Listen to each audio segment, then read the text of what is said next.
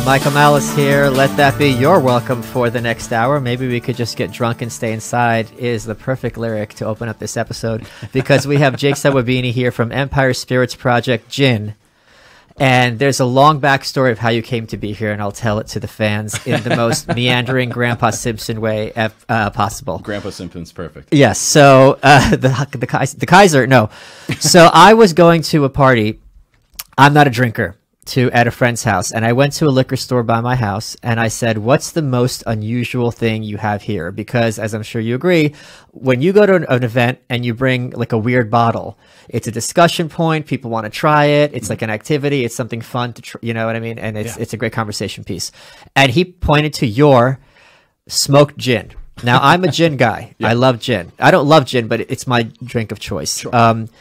And I brought it to he said it pairs well with Dr. Pepper. I'm also a big Andy Warhol fan, so anything that combines like fancy and like trash, I love. I'm all over it. I'm like, great.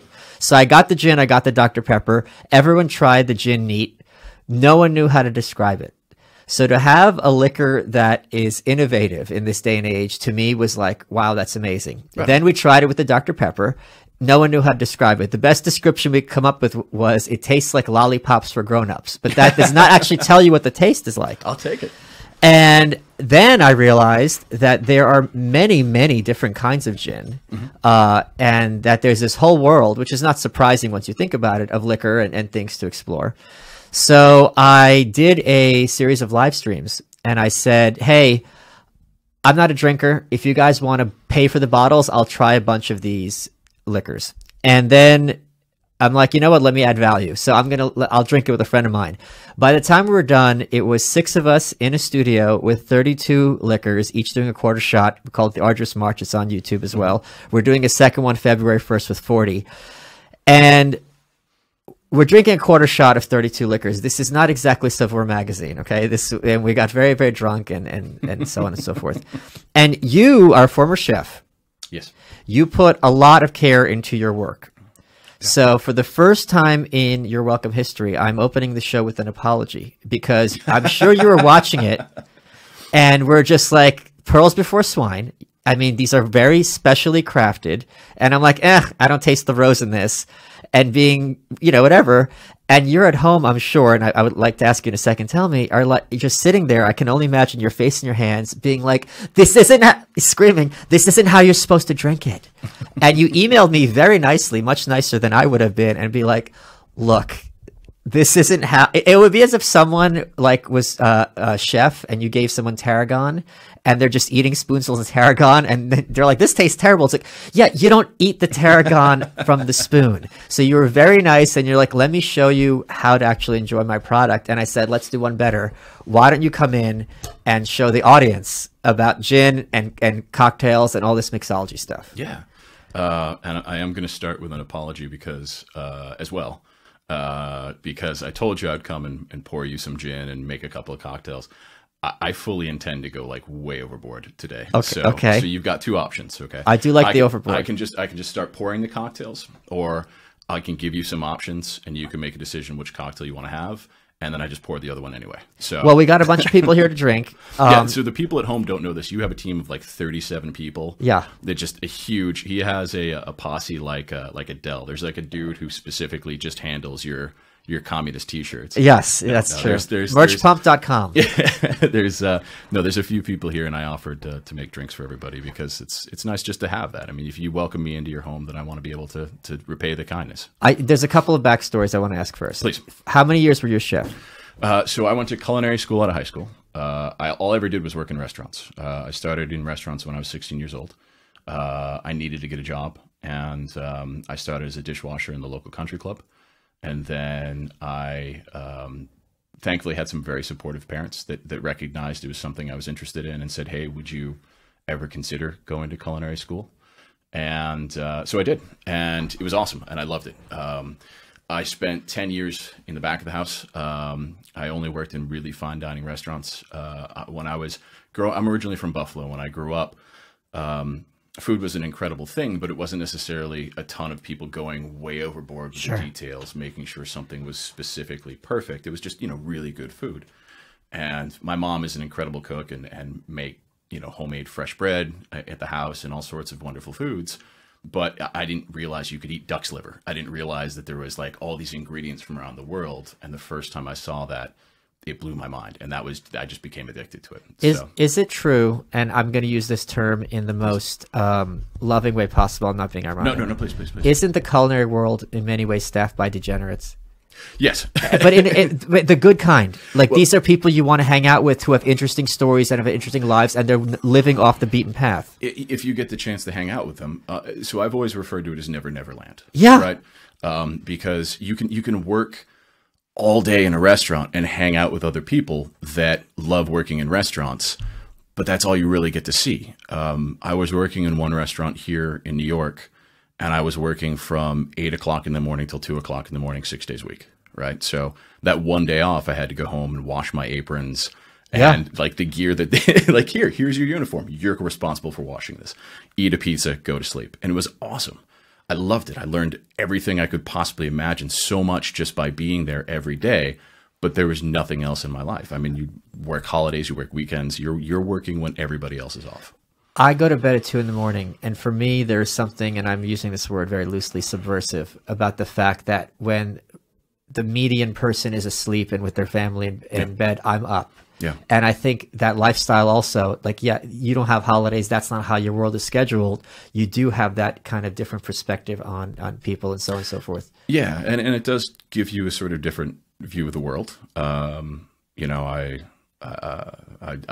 just working the hours that I did, and sort of, I was in the city for 10 years. Before I really started actually exploring other things. When my wife and I got together, she made fun of me because we'd go some places, and she's like, how have you never been to Central Park? How have you, you've been here for 7 years? And I was like, babe, I woke up, went to work, got on the train, went back home. That was it, So I made the point on Rogan that there's a trend, and by trend, I meant I know 2 examples, which is enough for a New York Times trend piece, of chefs becoming liquor manufacturers. I don't know if manufacturer is the term.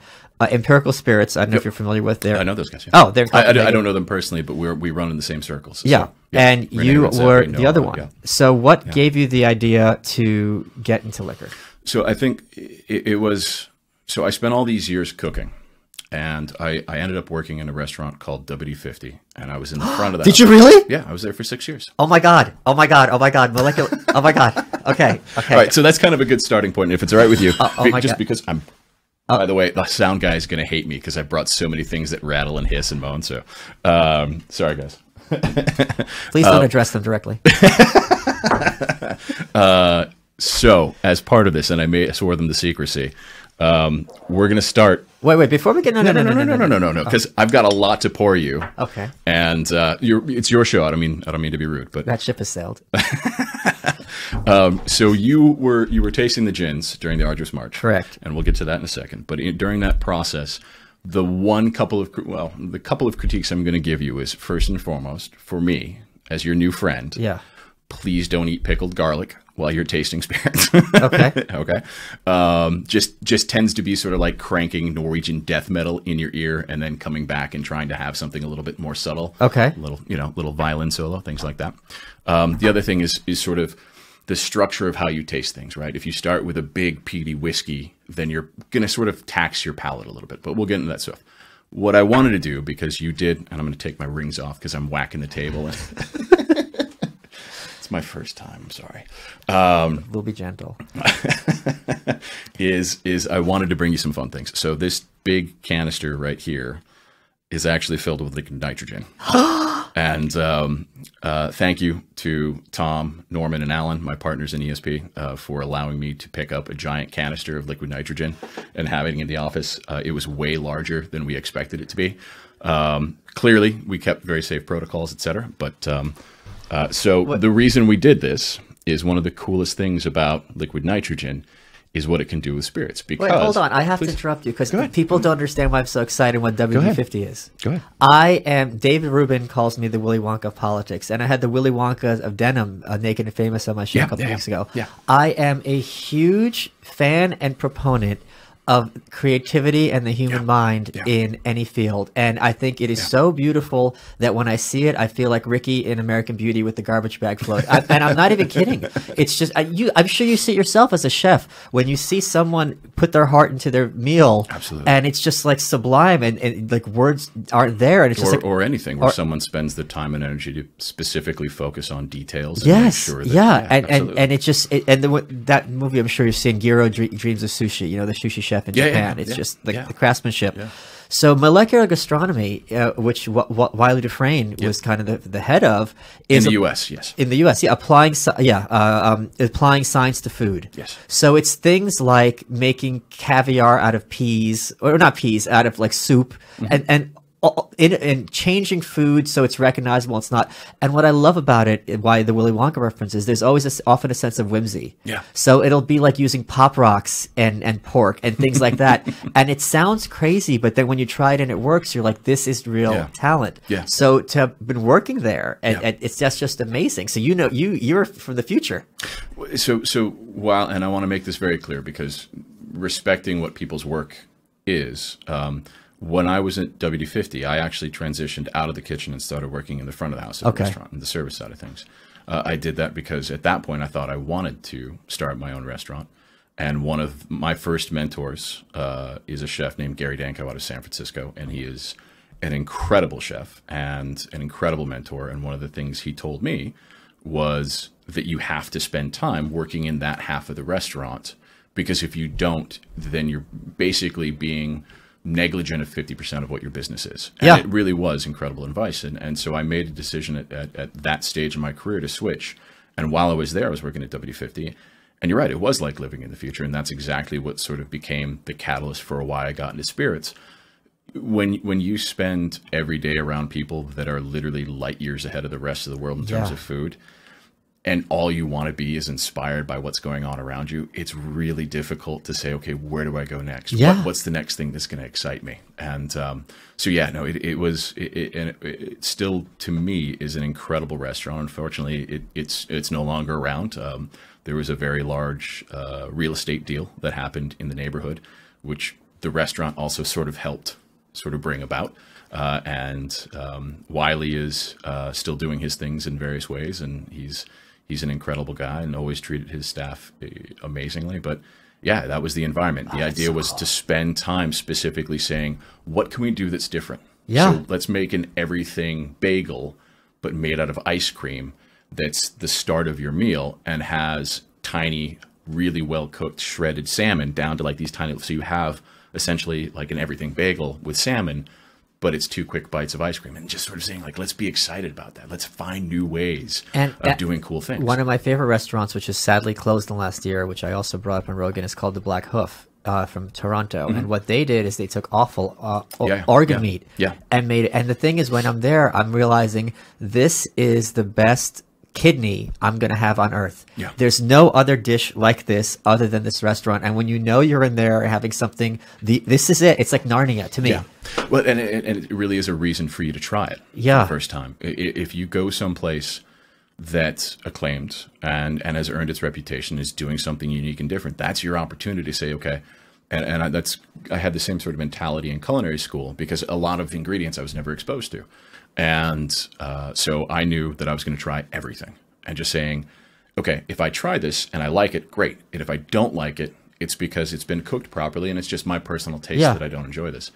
And I've used that sort of same thought process across the board, is to go someplace that somebody's doing something awesome and try something new, and be happy that I got the chance to try it. And if I liked it, awesome. And if I didn't, well, that's that. So. I want to tell you guys about Blinkist. It's an app that I think is an absolute great idea, and the promo code is Malice. So if you go to Blinkist.com/Malice, you get a free 7-day trial. So here's what Blinkist.com/Malice will get you. It's hard to sit down and read all these books. I read a lot of books because I have spare time and no one likes me. What Blinkist does, it's an app that takes the best key takeaways, the need-to-know information from thousands of books, and condenses them down to just 15 minutes that you can read or listen to. You don't need to read the whole book most of the time. You can get the point. Blinkist is for busy people who want to get the main points of the book quickly without reading the entire book. It makes it so easy. You get 4 books through a day while you're on the go. 8 million people are using Blinkist already. Self-help, business, history, health books. It's all there. You can get things like Getting Things Done by David Allen and Dale Carnegie, The 4-Hour Work by Tim Ferriss, Michelle Obama, Becoming, Fire and Fury, Michael Wolff. Great read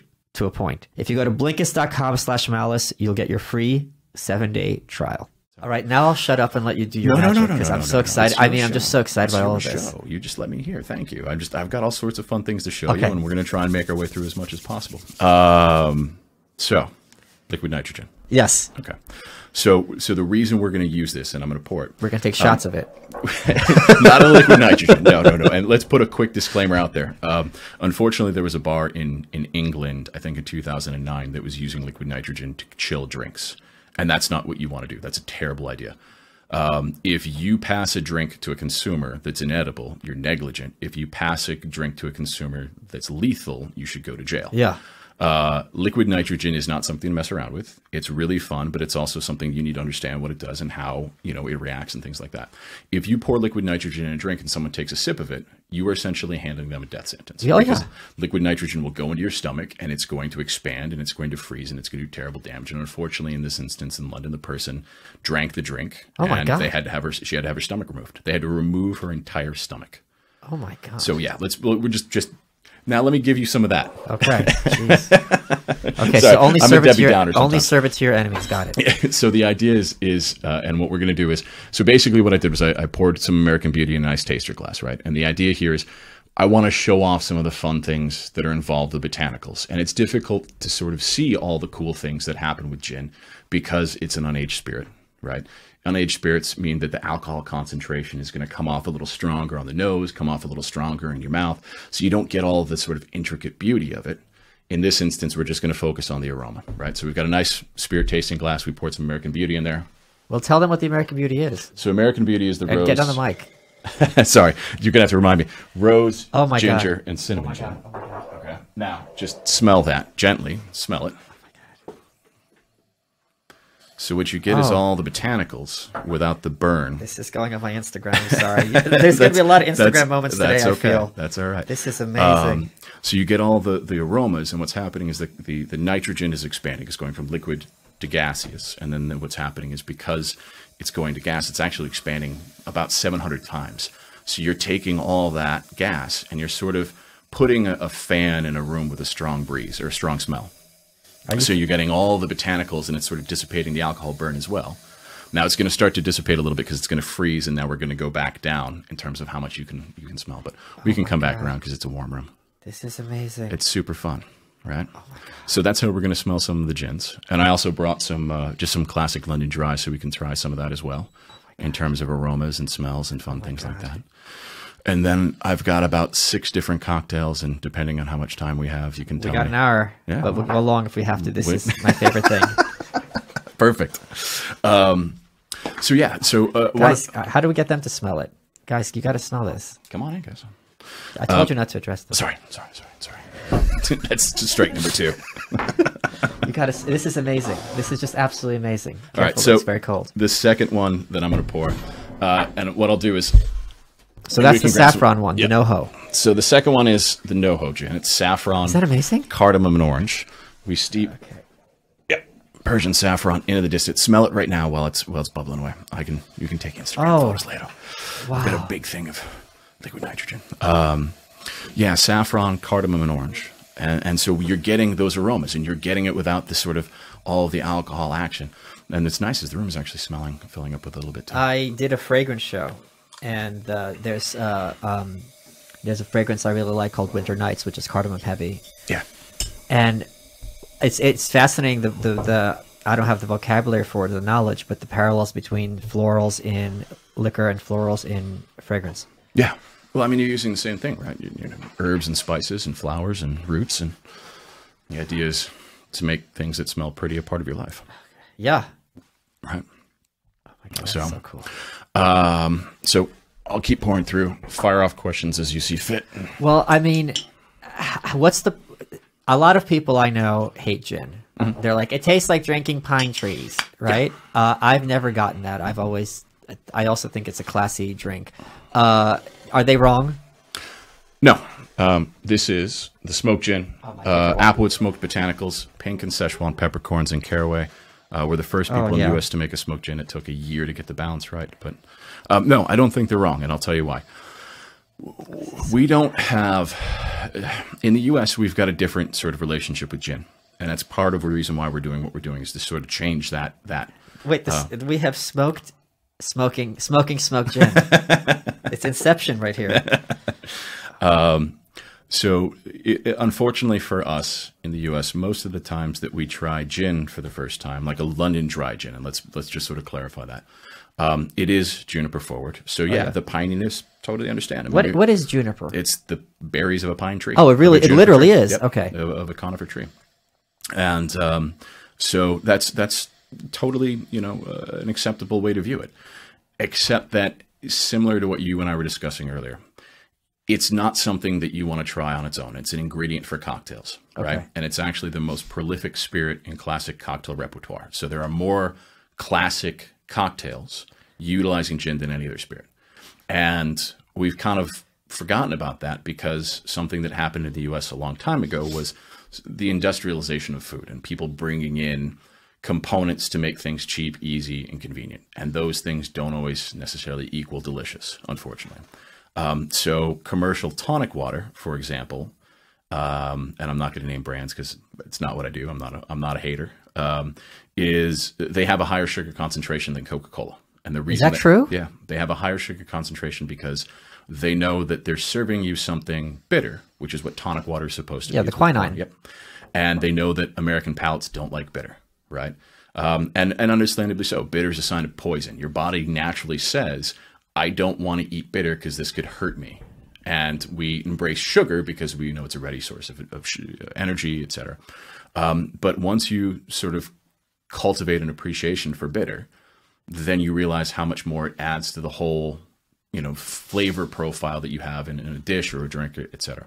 So if you have a piney spirit, a syrupy sweet drink that's bitter, then the first thing you're going to do is start finding ways to make it taste good to you. So that's why you start squeezing limes into a shitty gin and tonic as quickly as possible. You have, 7 or 8 of those when you're young because you don't know how to drink and, you don't really realize the effects it's going to have on your body. You go too far. You have a trauma, right? You have one of those evenings. And the next morning you don't want to go near the thing again because scent is the strongest scent associated with memory. So to you, you're like, oh no, I've been down there. So you've seen a lot in tequila and gins. You know what happened with me with vodka as a Russian boy? When Please tell me. I never drank until I went to college. Yeah. And I had vodka. Yeah. And I was going to mix it with cranberry juice cocktail. And this might be the stupidest thing I've ever done. I said, well, if it's good with cranberry juice cocktail, it'll be good with cranberry juice cocktail concentrate, which dehydrates you. I was literally praying for death the next day. And ever since then, the smell of vodka, because my body was, I'm sure, was in some medical state. Ever since then, the smell of vodka for years, it took me back. Yeah. And that's the way it happens, right? It registers as a trauma. So the next thing you know, and feel free to, just around real quick. You have a super secret present that we'll taste a little later. Okay.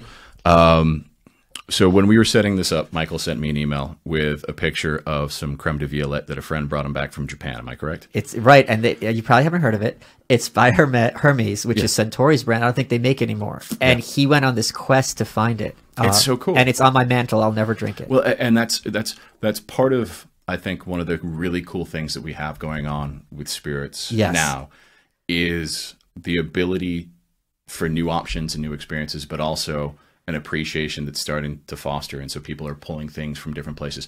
My wife and I, for our first anniversary, and I'd love to say hello to my beautiful wife. Hi, Meg. She has taste. She's not watching the show.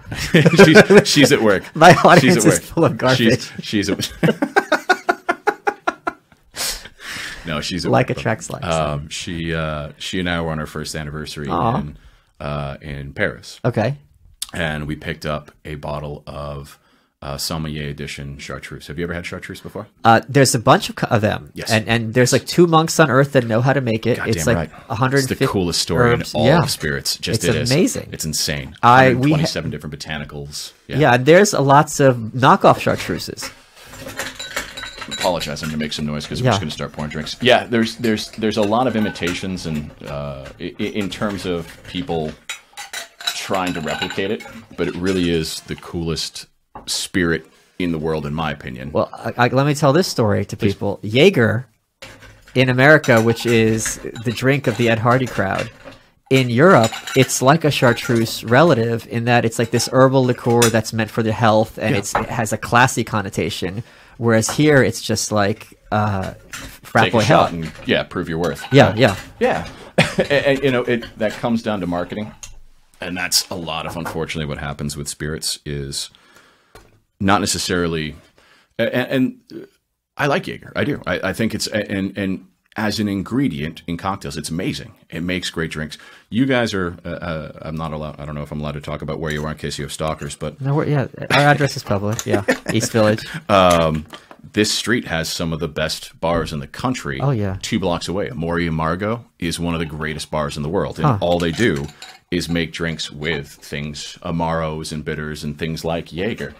And they do, I think it's like an 8 or 9 ingredient Manhattan that doesn't use any of the traditional ingredients. Oh, wow. And it's delicious. I mean, so at some point you and I will go visit a couple of spots around the city and have some fun. But you've got Death & Co. Of course. You had Mayahuel, which was, unfortunately isn't with us anymore, which was an incredible mezcal bar. I mean, just blocks away from you. I mean, this is one of many douchey questions I'm going to ask.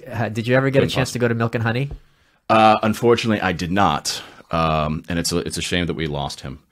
And again, the only reason I didn't get the chance to was I was working. Yeah. For those who don't know, Milk and Honey was this kind of legendary hidden bar, and it actually deserved the reputation it had. It wasn't try hard. The whole point was when you're there, you can't be loud, you can't be name dropping. That was literally one of the rules. It was just very classy in the correct sense of classy. What he was trying to do was bring standards back to going to a place, and it was, we're going to make really awesome drinks for you. We're not going to charge you an arm and a leg, but when you come here, you're going to behave appropriately, right? And you're going to have an experience. And you're going to have an incredible time. Yeah. The guys that have taken over that space now, the original space, and launched Attaboy. Yeah. Have you ever been to Attaboy? Yes. Oh, incredible. No menus. Yeah. No menus. Yeah. Just show up. What do you like tell drinking? us what you like, yeah. Boom, and they come back a couple minutes later with a drink that, I mean, that is an incredible sign of skill, and I think that's, unfortunately, people don't really understand or maybe don't see the difference, and I'm not one for terms, but when it comes to bartenders and some of the stuff that, this term mixologists, nobody likes to be pretentious in the industry, and the idea is that it's just a differentiation, because if you can go to a place like Attaboy where all you have to tell them is one cocktail that you know or like, or something, even a spirit and an ingredient, and they can build an entire drink for you, that's a difference from someone who goes out and just like, hey man, I'm here, I'm earning some cash, pouring some beers, making people happy. Yeah. And that's respectable as well, of course. But there is a difference, and I think that should be sort of noted, is there are exceptionally talented people in this space, people who are incredibly passionate, who spend years of their lives training just to understand how a spirit tastes, how it works in a cocktail, how to make great cocktails. And Employees Only is a perfect place to sort of talk about that, because they literally have created a program to take people into the fold, start them off, and train them all the way up to the position of being a principal bartender. And those guys are now capable of going anywhere in the world. But I hate the crowd there.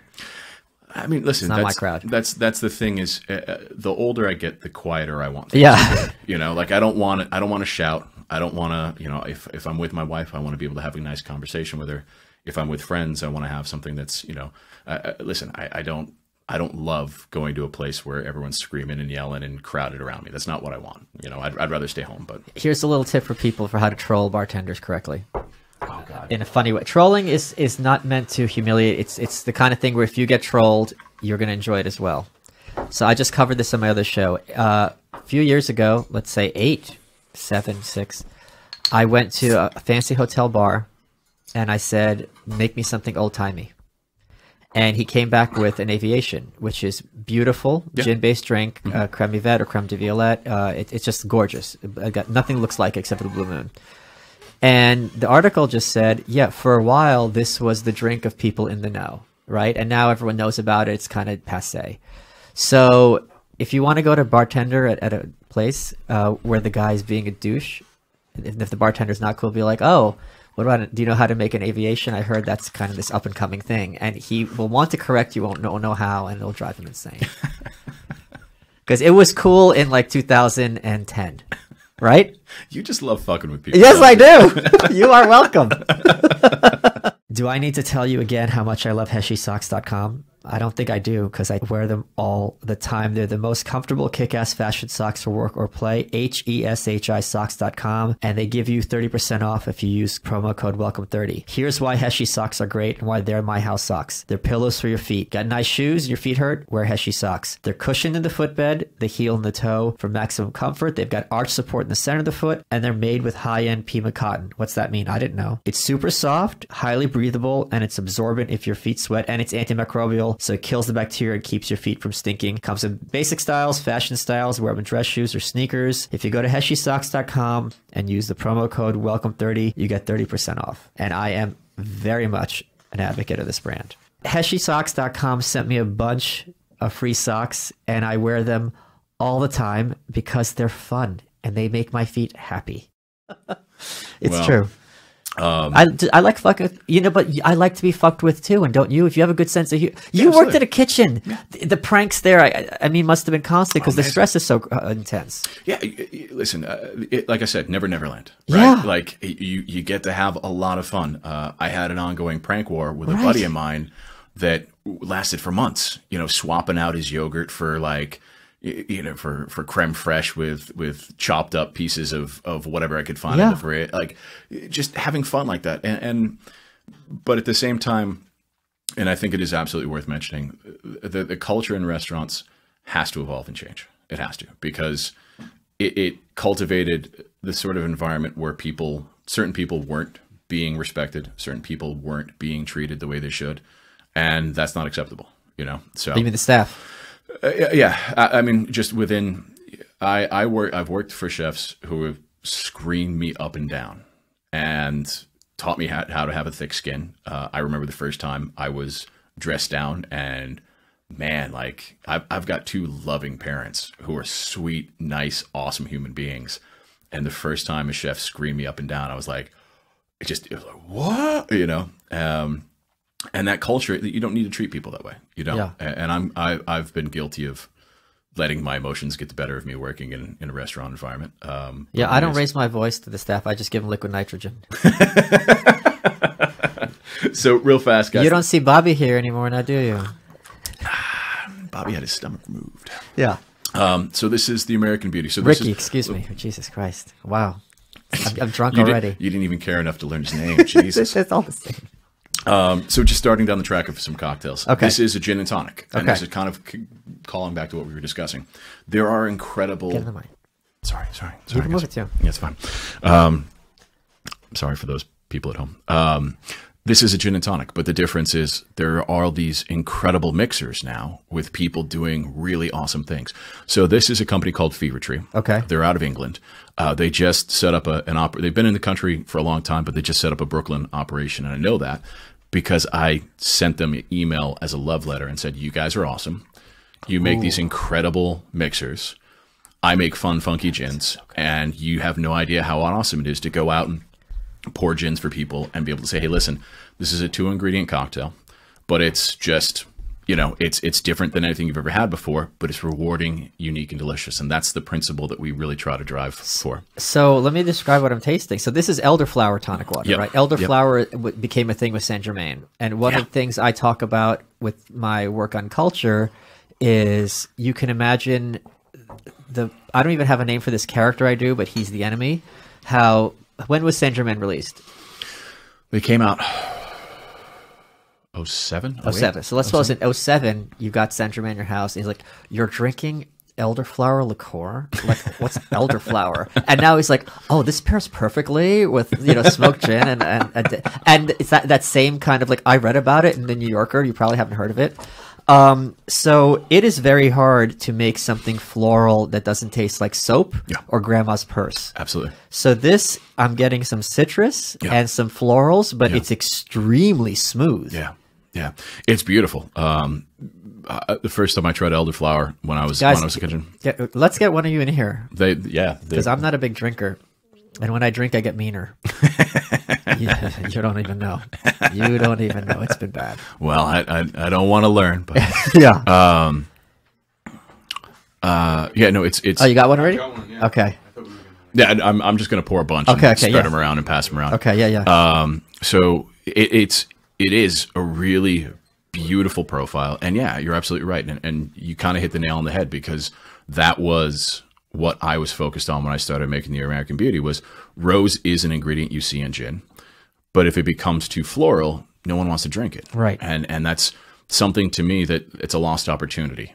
And so taking into consideration all these beautiful flavors, all these beautiful things, and the idea of you know, the inspiration of working at W50 was, let's see how we can tick the needle forward. What can we do that'll be fun? And then we've added on top of that, sort of as part of the principles of ESP, are unique and rewarding, you know, because if you're going to create something and give it to people and it's not rewarding, then there's no reason to do it.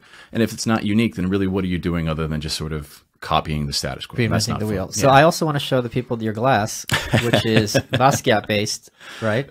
Yeah. So actually my three partners, Tom, Norman, and Alan, are their family. These guys are amazing human beings, and I'm grateful for not only the fact that we all got together, but also for their experiences. Alan has a very good friend. He's an artist named Ron Bass, and Ron Bass makes really beautiful pieces of clothing. And he had asked us to help him out with a party he was throwing to release his fashion line. And all I will say is that we were there.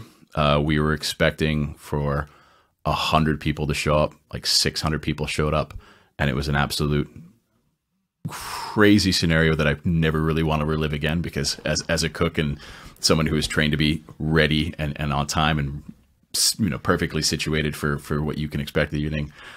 Oh my God, it was crazy. But yeah, we had those glasses made up, and he drafted that little logo, which is something he's embraced, and it's pretty cool. For those who don't know, there's a great movie called Downtown 81. Do you know this? No, I don't know. Oh, you probably haven't heard of it. So it was rediscovered. Wasn't that cool like 10 years ago?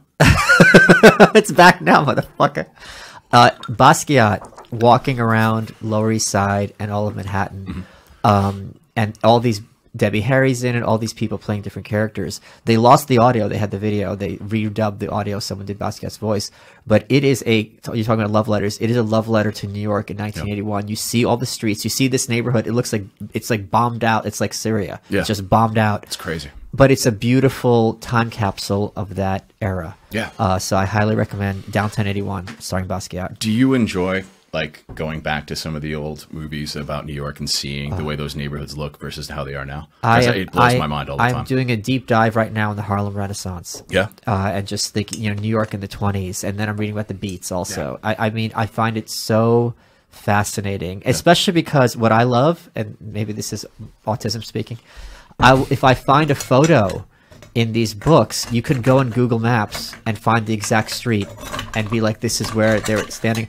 I don't know if you know who Candy Darling is. She was one of Warhol's people. I just bought her journal. So there's all these New York figures that are minor. And when, just like you were saying, how it's unique and special, it's like no one knows about this person.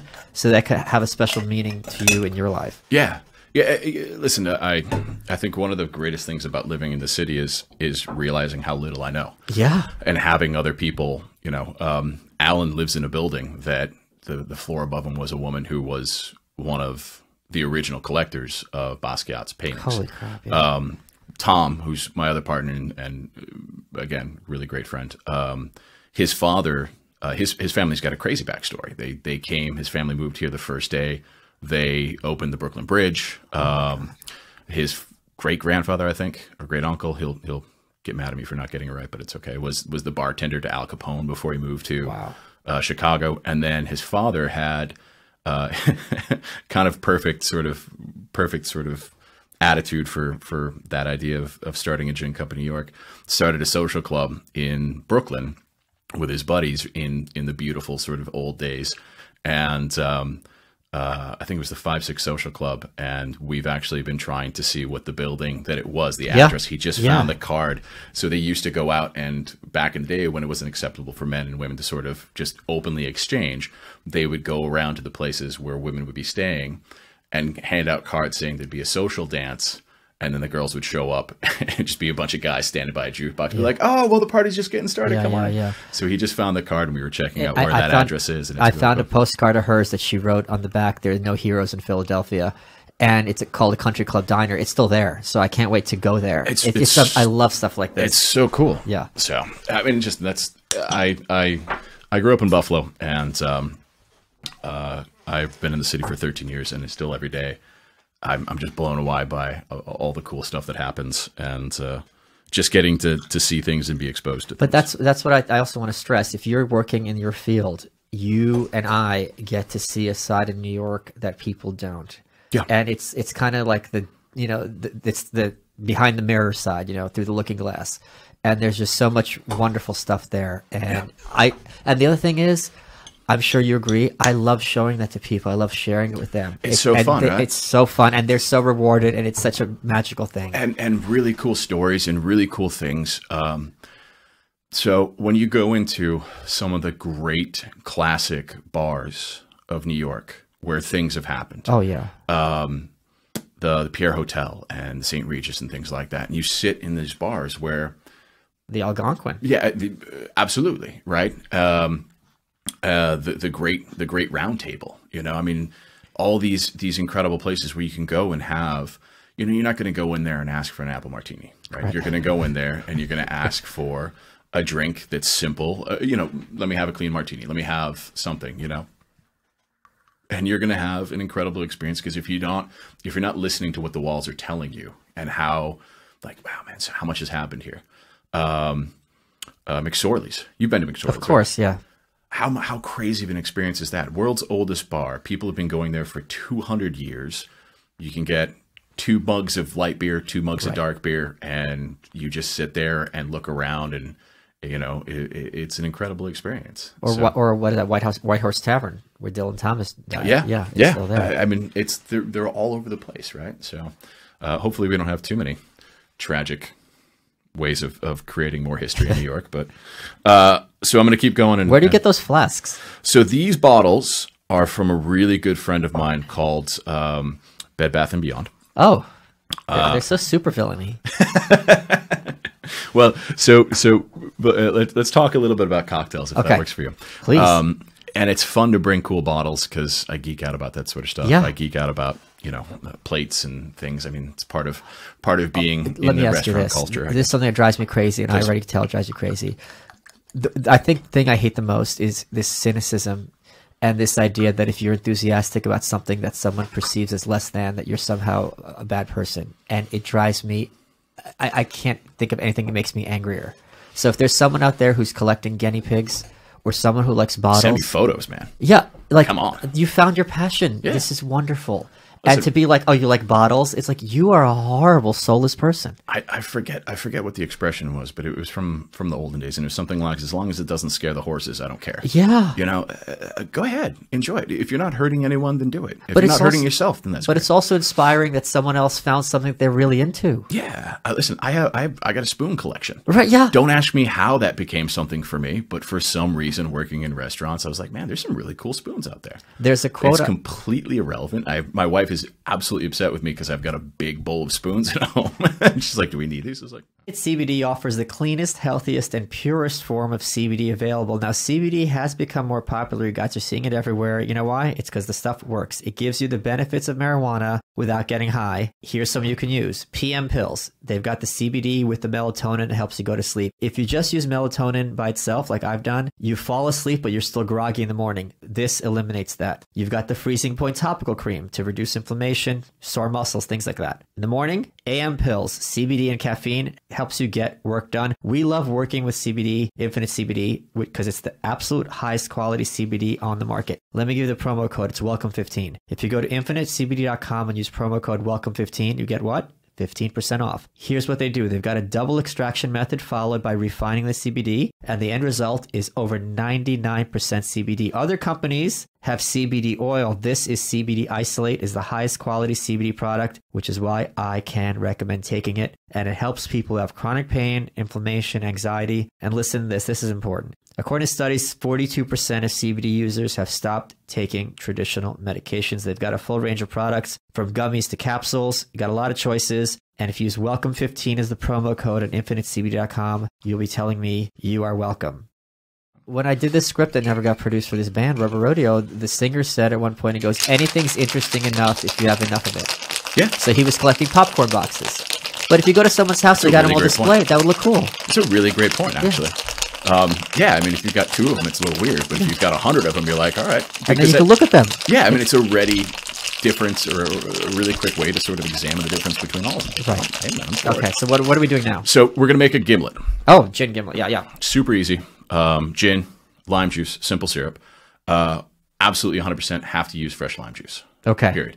The stuff that I grew up in, and again, didn't have, all these things all the time, but, I don't know if you remember the little green plastic squeeze bottles. Those, yeah. Do yourself a favor, don't do it. Why is that bad? Because over time, eventually what's going to happen is some of the key components of a really good citrus juice is also getting the essential oils that are extracted from the zest. Okay. Right? And those are going to deteriorate. Oils deteriorate over time. So if you put something in a bottle and it's been there for 6 months, it's not going to taste fresh. It's not going to taste good.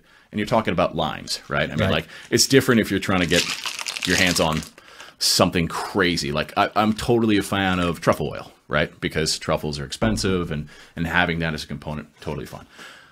Limes are cheap as chips, man. Like, buy some limes, squeeze them. You'll taste the difference all day, every day. Okay. Period. So across the board, fresh citrus and juice. they last.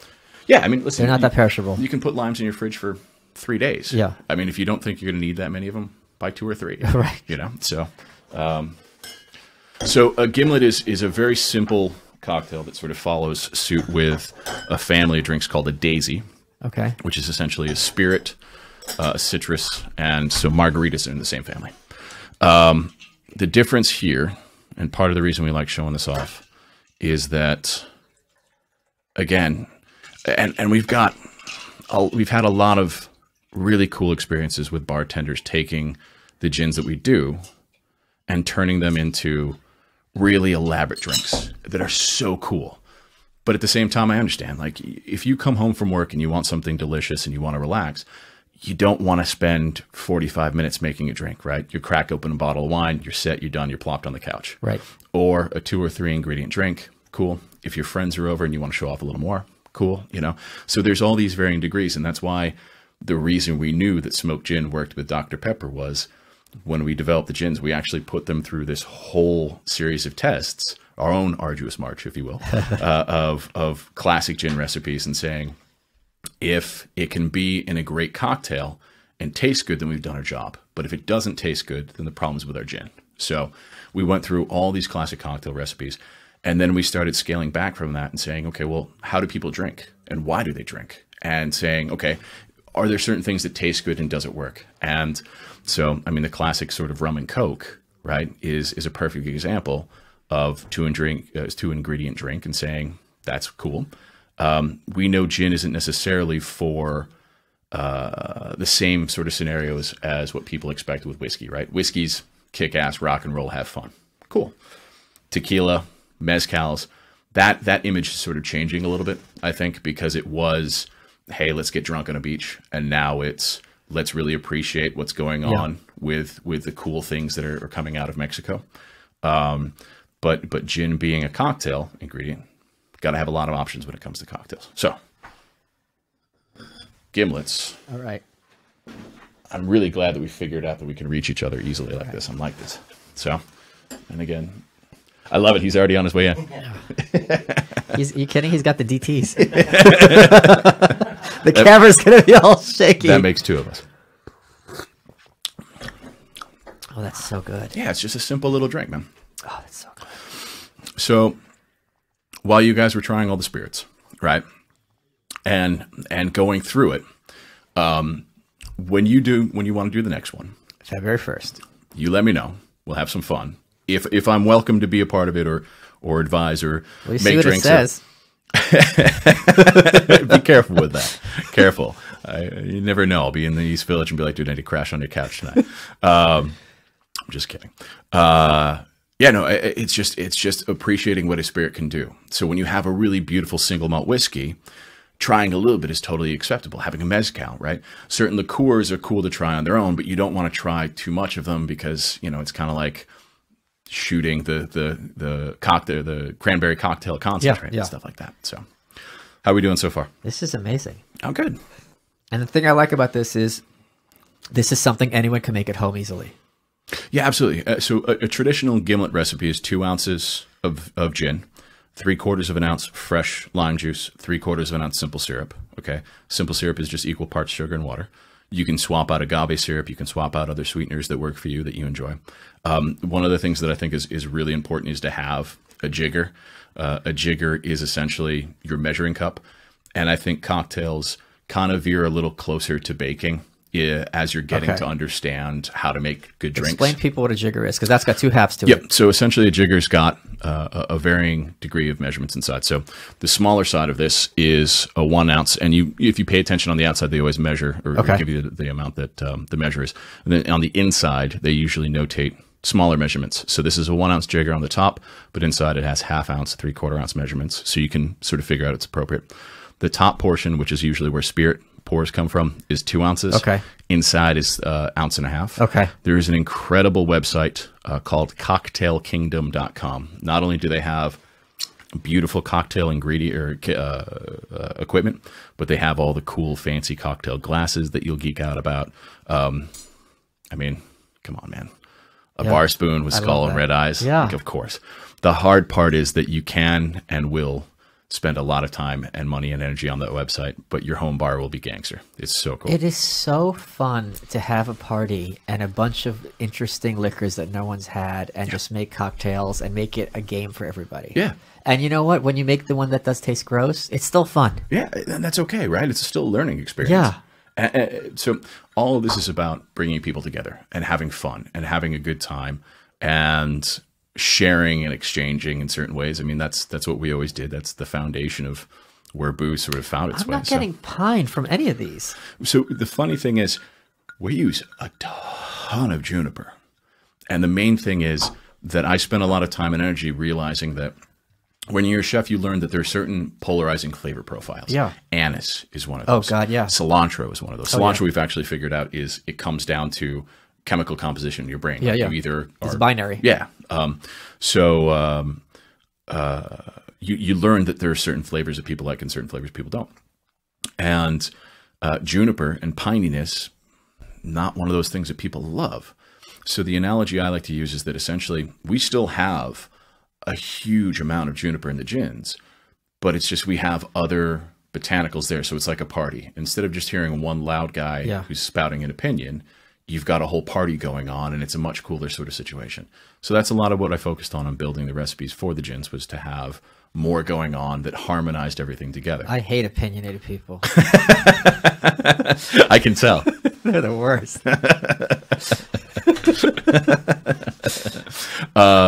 So I think we're doing, you tell me again. We got 10, but we could go long because this is really important, I think. Maybe I'll hold off on going too crazy. Why don't I give you some options? We should do one NoHo cocktail, and I like to do a bee's knees, which is fun. I was just talking about that. Done. If you go, I hear something really gauche, and I don't care. If you have a gin that you like, and you just get in a shot glass and mix some honey with it and stir it up, it's nice. Yeah. It's as simple as that. It's not gauche. And I love the it's name. It's not gauche at all. Well, I think it's gauche mixing in a shot glass, like, you know. Come on. I mean, listen, there's a whole style of gin, Old Tom's, which involves essentially sweetening and adding, honey being a better option. The guys out of Vermont, Bar Hill, do a great gin. Yeah. A really, really great gin. They've got a bee on their label. Yeah. So the guys who started it were actually beekeepers. And there's a whole long story, but I love their stuff. I think there are more incredible spirits now than any time in history. It's the greatest time in human history for food and drink, period, right? We are a better educated group of consumers. We have better exposure to resources to teach us to say, hey, listen, this is how you utilize something. Yeah. But in and on top of that is the fact that the standards are way higher. And we should be grateful for that. Just to be able to live in this country and say, let's have something that's cool and go to a local grocery store and have it packed full of crazy craft beers that are delicious, or anything else, I think is a really important This thing. is how I did start the Arduous March. The name comes from the North Korean famine. Yeah. And the point I made is go, look, we're sitting here. We're about to try liquor from Iceland, East Africa, Yeah. Sweden, Japan, China. Just take a second. And they're all $40 for a bottle. It's not like they're $800. Yeah. Take a second and appreciate how blessed we are that you can do this and how much is out there for you to have fun with. And it's not like there are these big commercials for the Icelandic, birch liquor. You have to do the work to find it. But the point is, so I'm saying this isn't commercials and that's being thrown down your throat. No. This is a fun hobby that we have a great opportunity. And you know what it is? You remember also when we were kids trying to find a CD or a record, and you had to do the circuit of the record shops or the comic book stores. Or sit in front of the radio with a tape recorder. Yeah. And you're like, oh, I got it. Yeah. And now there's so much like, there's this weird Swedish guy you like who makes music in his bedroom. Sure. He'll send you the 7-inch or Instant the MP3. gratification. Yeah. It's wonderful. There's so many creative people doing amazing things out there. There So when really people are just like culture's over and like yawn, I've seen it all. It's like, no. That's on you. I do agree with that. And I think that, unfortunately, and I'm lucky, the people that I spend my time with are really intensely curious people. Yeah. They never stop learning. Not to keep talking about my family, but Norman is one of my partners. The guy has been incredibly successful as an entrepreneur. He is in his 80s. He drives in from Long Island every day. He could have retired years ago and chilled out. He loves this. Yeah. And he's because he's constantly curious about things, he is like, okay, cool. I'm going to back Jake in starting a gin company in New York City. His stories are incredible. He's an amazing man. But the passion that he has every day to come and just do something, how can you not be inspired by people like that? Yeah. So, bee's knees. Yes. We're going to go the saffron gin. Okay. Okay. So it's going to kind of follow the same pattern as the gimlet, except we're going to use lemon juice, honey syrup. And then while I'm making this, I need you to make one quick decision, which is, do you want to go smoked Negroni, or do you want to go smoked gin Paloma, or do you want to do both? What's the difference between a Negroni and a Paloma? Have you ever had a Negroni before? I have had both, and I don't remember what the difference is. Perfect. Super easy. We'll go spirit forward Negroni. Okay. And then if we have time, we'll throw in the Paloma as well. Okay. And then we'll hang out afterwards and we'll have fun with liquid nitrogen and throw at each other, and it'd be cool. Okay, cool. I have too many fingers, I felt. I didn't need all those. I could count to 8. 8.5. So bee's knees. Pretty easy to remember that honey is involved. Honey syrup is similar to simple syrup. You just want to do equal parts honey and water. The reason you want to do that is by diluting it, it's going to do a better job of diluting into the drink. Sugars, obviously, being a little bit thicker in consistency, when you start getting them colder, are going to have a harder time integrating it appropriately. So shaking versus stirring. Have you ever explored any of that stuff? I have not. Oh, let's talk, buddy. We've got all sorts Please. of fun things. So basically, there's sort of these certain rules of thumb when it comes to making drinks. And the idea of whether you should shake or stir, and unfortunately, James Bond in the novel sort of confused a lot of people because he liked his martini shaken, not stirred, and that's not how you would typically do it. If all you're adding to a drink is spirits, then you want to stir it, right? So it's big, tons of ice, tons and tons and tons of ice. You can't use too much ice. As long as it's not, can fit in the vessel you're using, good call. And what you're doing is you're gently integrating all the spirits together, because they have, roughly the same viscosity, and they're capable of coming together without extreme agitation. Extreme agitation is going to cause ice to clink together, causing ice chips. Ice chips are going to dilute faster, so you're going to end up with a watered down drink. And there's also theories that you can sort of bruise certain spirits. We won't jump into all that. But basically, shaking is a much more aggressive stance, because what you're going to do is you're going to clash ice cubes together. The ice cubes are going to obviously shake around and cool down the water, but you're going to chip off small chunks. The small chunks are going to dilute quicker, and you end up with a brighter, refreshing drink because you're adding aeration, all these cool things, and you're taking liquids of varying densities and you're combining them together. Make sense so far? Yeah. Am I doing a good job? Absolutely. You have to tell me if I'm not. Oh, I will. Okay. I'm buzzed. Michael Kindness works for Random House. And he has left the building. It's true. You have the coolest last name in history. I hate you. Oh, no, someone has a cooler one, and I forgot who it was. Oh, it's someone's Bill Dropkick. That is a cool who covers name. Wrestling. Or it's like Dro Kick, yeah. That's a really cool last name. Yeah. God damn it. I mean, I'm happy with who I am and what I've got going on, but you got to call it when you see it. I love how it looks like an urn. Right? Right, just like the old. I've got $5 says that you were kind of into old school wrestling. I was just gonna say Paul Bearer. Yeah, I knew it because only as a fan of Paul Bearer would say that looks like an urn. You're 100% right. So it's called a cobble shaker. Okay. And basically the idea here is that you're encapsulating the ability to shake things, a small filter to hold the ice back all in one, and then the principle of shaking a drink is that the seal around whatever your shaker is going to expand as it gets colder, and it's going to create the seal which prevents things from leaking. Okay. I have spent many days learning how to do this because I was very uncomfortable shaking drinks at first, and it spills out and it leaks, and you're like, oh my God, oh, it's weird. Cool. Just get a lot of ice in there, shake it hard, shake it like it owes you money, okay? And then what you're going to do is you'll create a fast, tight seal, and you'll be okay. Okay. All right? But I personally like this. It's a little bit more compact, and so when I'm out doing tastings and hanging out with random podcasters, I'm just kidding, you're my first. Is this the first one? It's the first. Okay. Yeah. I tend to focus on what I need to do every day with making booze as opposed to running around. It does a really nice job of being a compact way of keeping everything in its place. So, and we've already created quite a mess with glasses. I'm pretty proud of ourselves. Yeah. It's like a Greek wedding.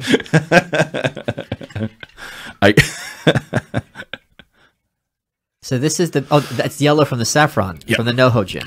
Yeah, so we steep Persian saffron into the distillate post-distillation. And the reason we do that is saffron's this really... Yeah, we're good. Really beautiful spirit, or ingredient, sorry. Are you familiar with the production process of saffron? Isn't it has to be hand-picked? All those little flowers? So it's the hand-harvested stamen of a crocus flower. There you are, brother. In 2 seconds, let's do one of these. Sorry, I don't have more fancy glasses, but I do have more booze. Sorry, Nate. It's a specimen cup. Drink this yellow liquid out of the specimen cup. That has an ingredient more expensive per pound than gold. Yeah. It is. So it's the hand-harvested stamen of a crocus flower. So you have fields of individuals that go out, pluck these tiny threads, and then sort them by hand, because the more they're handled, the more they lose all of their pollen, essentially, and all the beautiful things. And it's incredible that we as a species can go out and find a flower, and then take the tiny little thread inside of it and say, this is what I'm going to use to scent my rice, is insane. It's just incredible. I am in love with us as a species. Listen, I think some people are dumber than a bag of hammers. Don't get me wrong about that. I've seen them. I've talked to them. Oh, they're on my Twitter. But I am a fan as a whole. I mean, we took a grain of a plant and we figured out how to turn it into a liquid that gets better with age. Yeah, it's amazing. Cool. I mean, what do you think? I love this. I think my favorite was just the straight gin and tonic, because that tonic is amazing. It's awesome, right? This is the day and age we live in. But so this is saffron gin, 3/4 of an ounce honey syrup, 3/4 of an ounce of lemon juice, if I didn't say it before. Super easy. So this is all stuff that would also will look impressive to your friends if you're making it at home, even though it's easy to make. Yes. I mean, I think your friends are already impressed enough with you, but it is fun to share these things. We are getting to a place where people are actually embracing trying cocktails, right? For the longest time, and unfortunately, going back to what I was saying about commercialization, sort of creating less than rewarding food and drink, Have you ever had a real pina colada? No, obviously not. Oh, dude, not hold the way on. you asked All right, about it. listen, if you and I never hang out and again, you and I are going to go and have a real pina colada together because it is a mind-blowing experience. There's a reason it became popular. It's delicious. It's amazing. It's an exceptional drink. And I didn't have one for real until I was nearly 30. When you get the stuff in the pouch, right? It's people synthesizing what they think it should taste like, and it's never going to taste the same. And I've talked with a few friends who are bartenders, and it's funny because when you go away and you're traveling to some random place and you're staying at a hotel and you're like, oh man, let me revisit that real fast, kind of ironically, but also along the same lines of like, why do people drink these things? You realize every time that the stuff that's like in the pouch, you know, the Malibu breezes and things like that, yeah, you can drink them, man, but if you take a little extra effort, you're going to end up with something that's so much better for the time and energy. And again, even if it's just taking some of the better mixtures that we have now and when pouring with a simple spirit, it's such a better experience. Two things. One is when I was in LA, there's this bartender store. I'm sure you probably know the name. I'm blanking on it. And they had this amazing wall just of bitters. Yeah. And I didn't realize bitters, it's a misnomer. It should be like spices for your drink. It's not all bitter. Yeah. And there was one, you know, a lot of times when you'll drink a drink and it'll be like, how they make it taste like this. There was one where it just tastes like steak. Yeah. And I'm like, wait a minute, this bartender isn't impressive. He just has this bitters and added a drop of it, and that's how he did it. Well, yes and no. I'm going to disagree with you slightly there because I think, you know, having access to a perfect sort of musical instrument doesn't necessarily mean that that's easy, right? Sure. It's how you compose things. I wasn't there. I wasn't a part of the experience, so I don't know for certain. But it is, I think, when you, and again, working in restaurants, I was just very singularly focused on so many things that were just food and drink. And my wife has done an amazing job of actually sort of opening my eyes to a lot of things. And I feel silly for being as old as I am and not having explored them. But music-wise, just sort of taking a little more time and sort of sitting back and sort of just like listening, understanding what was going on there from the beginning. Why was that decision made? What was the detail that specifically made that a better composition? And I think that's when you go to a great bar and someone's doing something awesome, that's something you should be paying attention to. Maybe, maybe not. Don't worry about it. Listen, go have fun with your friends. Be there. Be a part of the environment and enjoy your life. But at the same time, there really are people who spend all day thinking about, I've got this idea in my head. I want to use this ingredient, this thing, and da-da-da-da. But again, we've got more ingredients. Bitters. The bitter game is so strong right now. It's crazy. So many cool things going on that are just literally like 2 drops in your drink that can make a huge difference. It's amazing. So you really got to go to a Mario Margo, man, because those guys are insane. They're insane. We're 4 minutes over. We got time for the Negroni? Yeah, let's absolutely. Go. Yeah. All right. They're getting paid OT. In liquor.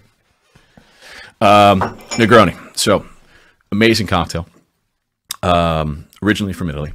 The concept was, it was an aperitif cocktail originally called an Americano. And it was... I've double fisted before. I've never quadruple fisted. You don't have to worry about it. I know, but I don't know what I want to drink now. Well, then I've done my job well. Yeah. Listen, the idea was to hit you with more, and honestly, I kind of fallen by the wayside because I was going to do way more, but we'll see what we can do. Yeah. So originally it was Americano. It was sweet vermouth, Campari, or in Italian Amaro, and then club soda. Is that what I'm thinking of? We'll think of it in a second.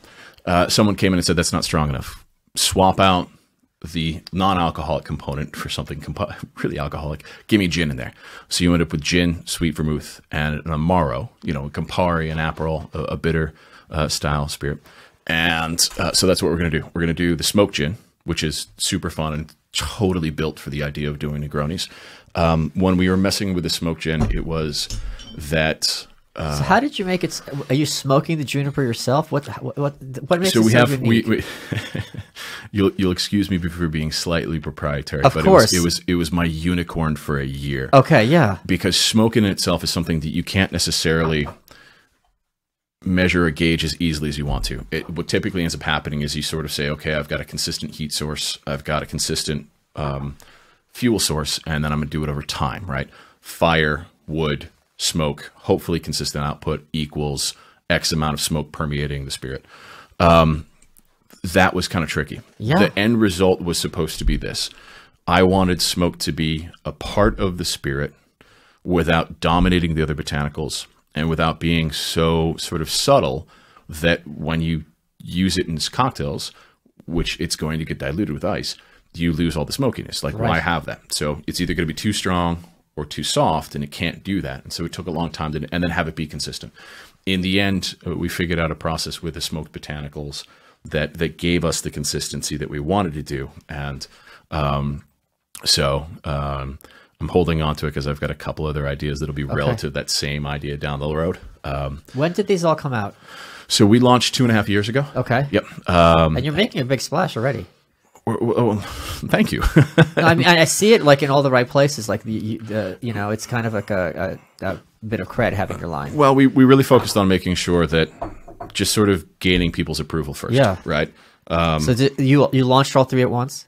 Yeah. The idea is that if we're going to do something different with gin, then let's do something really different with gin. Right. And let's show them that it's not just, oh, we're coming out with one, or, you know, it's, and what we've sort of understood in that time period is that depending on seasons, depending on what's going on with certain programs, depending on what's going on with where a bartender is thinking about things, there's always sort of something that's catching people's eye. Is that Campari? Aperol. So this is Aperol. Is that the one used to be made with bugs? Yes. Yeah. It was dyed with insect shells. Yeah. Hopefully until recently. Is. Hopefully no, they changed it. Oh, God damn it. Yeah. You know, they took the fish bladders out of Guinness. Yeah. Did you hear that? I'm not a Guinness fan. I'm a Newcastle fan. I didn't like Guinness for a while, and I've come to appreciate it a lot more.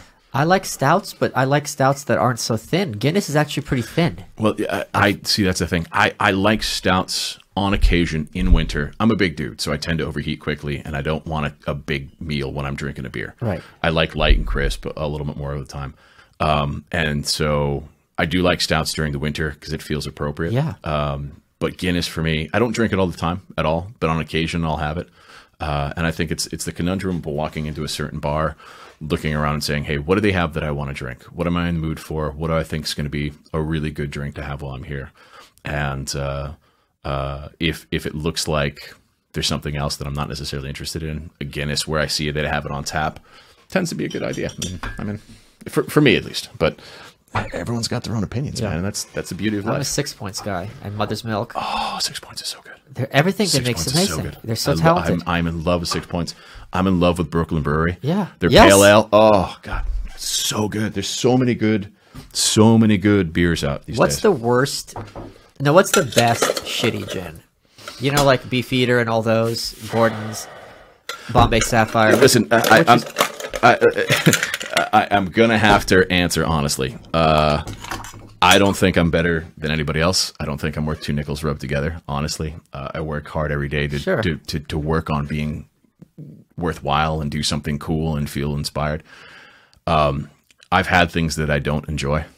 I'm not going to name names. Sure. But when it comes to London dry gins, if it's a shit gin, I just don't drink it. Sure. I love London dry gin, man. I do. I really think it's beautiful. The only reason we're not making it is because somebody else did it, and they did it beautifully for 200 years. But if those gins that you get in any store, which do you think, those cheap ones, which do you think is the best one? So of the commercial brands, yeah, that's what I'm saying. Plymouth in and of itself is a really beautiful London dry gin. It's a touch different than some of the other ones. I do like Tanqueray. Oh yeah, Tanks. Yeah. I mean, listen, I'm okay with it. But I think that at the end of the day, it comes down to what you're in the mood for. I think those profiles with their juniper they're very strong, and that's cool. When I go in and it's August and I've been running around the city and I'm overheating, I'm happy to get a really cold London dry gin martini if they don't have my gins. Yeah. Because I like my gins. Yeah. I mean, you know. I think bad gin is a lot better than bad vodka. Bad vodka. So you want some insight on why bad vodka is really bad? Yeah, please. It comes down to what's allowable, right? Okay. So what's governable in the U.S. is in spirits comes down to an organization called the Tax and Trade Bureau. And in one of the coolest instances that I've seen of government actually doing a better job, and I know this is going to make you absolutely stoked to hear, but they actually have. They've done a far better job of responding to what's been happening in the craft movement. Because the agency itself is responsible for all the label approvals for beer, wine, spirits, formulation approvals, et cetera, et cetera. And they are the ones that regulate what's qualified as certain things. Vodka and distilled spirits are allowed to have a certain percentage of methyl alcohol. Oh. Just it happens in natural distillation and fermentation. And so in that process, you have, let me put the ice in there first, a certain degree of poisonous alcohol that's allowed. And so if you are purely interested in making sure that you have profitability, then you want volume. And so there are people that make, well vodka, and they use types of stills called column stills that never stop producing. So you never have a clean separation of the types of alcohol. Got it. So you have a stronger concentration of it, and that's the stuff that reacts with your nervous system. And when it's reacting with your nervous system, you drink too many cheap vodka sodas. The next morning, you're going to feel it. Yeah, you're in the shower throwing up green. Been there, done that. I hope not. Sorry, Bucknell. Have we done all right so far? Yeah, We're going to finish this up right now. We're going to do sir. Negronis, and then you can kick me out, and we'll go from there.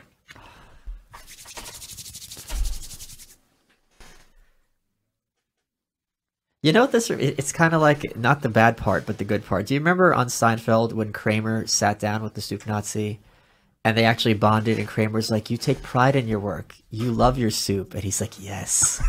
and taking apart the asshole aspect of that character, that I thought, and also Miranda from Devil Wears Prada, where that speech where she's just like, this matters. This is millions of people and thousands of jobs. Yeah. It's just people who care about what they do. Yeah. Oh my God, the ice cube is a sphere. Is it a cube? It's an ice sphere. No, it's a sphere. So listen, I've clearly been standing on a soapbox for 1 hour and 13 minutes and 32 seconds. Details matter. So a spherical ice cube has the right sort of proportion. So good. Yeah, it's fun, right? This is a Negroni? Yeah. I've never had a good Negroni. It's our Negroni. I've never had a good Negroni then. Well, listen, that's kind of... This is smooth. It's fun, right? So this is equal parts smoked gin, Aperol, and then Dole and sweet vermouth. That's it. That's it. Stir over to ice and then a little twist of orange. And you're good to go. Oh my God, this is so good. Yeah. Thank you, brother. I really appreciate it, man. Honestly, thank you so much for having me. I mean, it's one thing to try things and then sort of have the person who makes it come back and engage with you and have a conversation. But I really do appreciate you offering to have us on. And well, you were the one who got me down this rabbit hole. And now my kitchen has 70 bottles. Now I have a bottle of Pimm's No. 3 on my mantle collecting dust that the label's starting to fall off now that it's in my house and I'm freaking out. Yeah. But I just, as I've said before, there's no better way to say this. An American Beauty obviously is a perfect reference point. I just love creativity, and when people put passion into their work, and people like to make fun of Williamsburg and that Williamsburg ethos, but that ethos of there's that one guy in his house who's making bookcases, and they look awesome, and he loves it, and you love it, and maybe it's a little bit expensive, although your liquor is not particularly expensive at all. No, it's gin. It shouldn't be. Yeah, it's just like that's what life is all about. And then you get to borrow the cred. Because you could be the guy who'd be like, hey, I just found this cool gin. And everyone's like, oh, you're the guy who knows about the cool gin. But I don't think you're borrowing the credit. I think you're passing it along, because the whole idea of creating something and putting it out to the people is hopefully that people like it and then sharing it. Because there really is a fine line of doing something unique and different and having it be out in the public, and where you start marketing it and it loses... well, I don't know if it loses it, but there certainly is... that idea of if you put something in the world, you need people to embrace it and share it with their friends. Right. So, and not just because they saw it on Facebook, because they actually are, they become ambassadors. Yeah, absolutely. Absolutely. I think there's a principle that there are people, you have friends that are really into certain things and you turn to them to advice. I have friends who are really into technology, really into cars, really into certain things. And so when it comes to things that I'm not into, they help advise you and guide you, and it's an exchange. It's awesome. I think that's a wonderful note to end on. Jake, thank you so much. Thank you for having me. I will see you all next week when our guest is Michael Tracy. You guys have been asking this one for a long time. You are welcome.